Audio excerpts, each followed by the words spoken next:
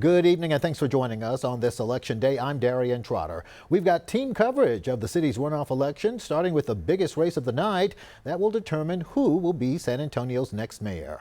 Former Undersecretary of the Air Force Gina Ortiz Jones and former Texas Secretary of State Rolando Pablos vying for the spot. News 4 San Antonio's Destiny Fuller spoke with Ortiz Jones. She kicks off our live team coverage from the Bexar County Elections Department. Darian, Ortiz Jones has run twice for Congress as a Democrat. Now she has her eyes on the nonpartisan mayoral seat. This entire campaign, she has marketed herself to constituents using her slogan, service over self. She was popular in the May 3rd election with more than 27% of the vote. She's running her campaign, citing her leadership skills thanks to the Air Force, saying she's ready to tackle issues like access to child care, affordable housing, and public safety, spelling out her plans to make strides in those areas within her first 100 days if elected. I'm going to think about what's in the best interest of our city, and I'm not going to, though, sell out the most vulnerable. I think we can do both of those things at the same time. We can look at data and talk about how we can move forward together, which is why, again, I'm so focused on being a mayor for all. She's also been vocal about her position on the proposed Project Marvel, mentioning her plan to make sure San Antonians get the best deal, vowing to make sure to push for more details about the project before making any decisions. Ortiz Jones has also made a promise for transparency, saying that she'll have monthly town halls with constituents, and she'll also post a monthly progress report for the sake of accountability. We will be at her watch party tonight, and we'll have live updates as those election results roll in. Reporting live from Election Central, I'm Destiny Fuller. All right, thanks a lot, Destiny. And while the post is nonpartisan, Ortiz Jones is seen as more progressive and Rolando Pablos conservative. Pablos served as Secretary of State under Governor Greg Abbott. News 4 San Antonio's Taylor Whartonby is joining Pablos' watch party later tonight. Right now, though, she's live from Mare Maverick Junior Library, where voters are casting their ballots. And Taylor, how's it looking out there? Darian, I've been here for about over an hour, and I will say it's pretty steady. Lots of people coming in and out, casting their votes. Now we are just hours away from knowing the next San Antonio mayor. Rolando Pablos has been head-to-head with Gina Ortiz Jones during this election, and many are hoping for his victory tonight. Pablos, a fiscal conservative, was a former Texas Secretary of State, where he traveled the world bringing businesses to Texas. We've had generational. I feel very strongly about Rolando. My husband and I researched the available candidates, and he aligns with our values for our city, our state, our country, and our family. In the debates, I was very impressed with all of her answers.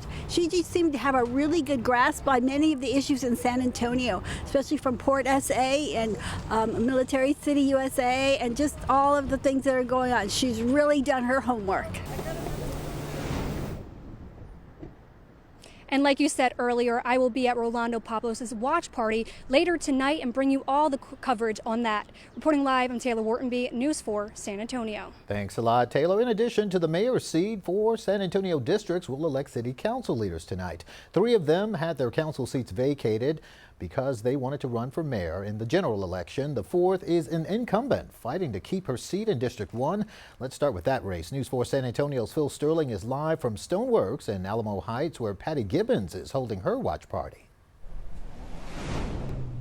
Darian, Coor is the only incumbent to find herself in a runoff race. And now we ask both candidates what their top priorities are for if they win.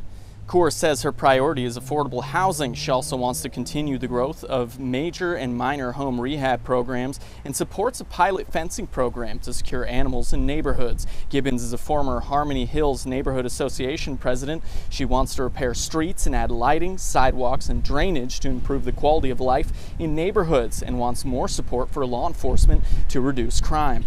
Do we have too much staff and too many departments? Are we bloated in these areas? And that's why things are getting a little too bogged down. Do we have too much permitting required, too many restrictions on our developments? Want to give an interview before the results are in. Join us tonight at 10 to see who wins the seat. Phil Sterling reporting live at News 4 San Antonio. right, Phil. Thanks a lot, Phil. District 6, 8, and 9 will have new leadership come June 18th. In District 6, Kellyanne Gonzalez is squaring up against Rick Galvin. Gonzalez says, as the fastest growing district, she wants to focus on traffic and infrastructure. Galvin, like Gonzalez, grew up in District 6. His priorities, if he wins, are making sure San Antonio is safe and affordable. District 8 has to decide between Eveles, Meza Gonzalez, and Paula McGee. Gonzalez says she wants to continue the progress made by her predecessor. She does not support the use of city tax dollars for a new Spurs stadium. McGee wants to improve public safety. She also wants more money for District 8 and says she wants to closely review the benefits and drawbacks of Project Marvel. And District 9 has Angie Taylor Arumbaru and Misty Spears vying for that council seat. Arumbaru wants the property crime, rising costs, and making sure the district growth keeps up with infrastructure. Spears wants lower taxes, better public safety, and responsible growth. News 4 will bring you the election results as they come in tonight at 10. We'll also be updating our website, news4sa.com, and all of our social media pages. And there's still time to cast your ballot. Dozens of locations around the city are open until 7. We'll have the results and reaction from the mayoral candidates coming up tonight at 10.